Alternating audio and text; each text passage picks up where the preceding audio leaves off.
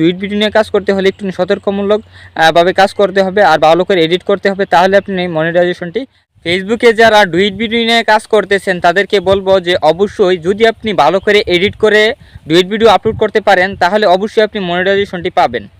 তো সবাইকে বলবো যে ভালো করে এডিট করতে হবে, আর অন্যের ভিডিওতে যদি আপনি এডিট করে ভালোভাবে আপলোড করতে পারেন তাহলে যদি আপনার এই ভিডিওটা ভাইরাল হয় তাহলে আপনি মনিটাইজেশনটি পেয়ে যাবেন। তো সবাইকে বলবো যে একটু ভালো করে এডিট করবেন, ইনশর্ট দিয়ে করবেন অথবা ক্যাপকাট দিয়ে, যে কোনো একটি দিয়ে আপনি করবেন, ভালো করে করবেন। আর আপনাকে বলবো যদি আপনি ডুইট ভিডিও করেন তাহলে অবশ্যই আপনার নিজস্ব ভয়েস দিবেন। কারণ কি অনেকে আছে যে নিজস্ব ভয়েস দেওয়ার পাশাপাশি আবার অনেকে আছে যে সেই সাউন্ড আবার রেখে দিই। তো সবাইকে বলবো যে এরকম করবে না, কারণ কি আপনার নিজের ভিডিওটা আপনি এটার একটা অরিজিনাল করে ফেলবেন আপনার নিজের ভয়েস দিয়ে।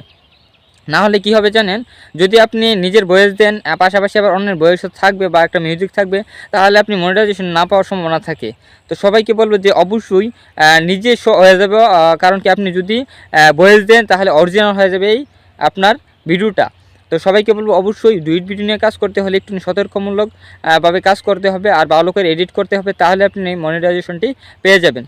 তো সবাইকে বলবো ভালো করে কাজ করবেন আর ধৈর্য নিয়ে কাজ করতে হবে, তাহলে আপনি ফেসবুক থেকে এবং যা ইউটিউব থেকে যেখানে কাজ করেন না কেন সফলতা অর্জন করতে পারবেন। সবাই ভালো থাকবেন আর আমার পেজটি ফলো করবেন আর চ্যানেলটি সাবস্ক্রাইব করে পাশে থাকবেন।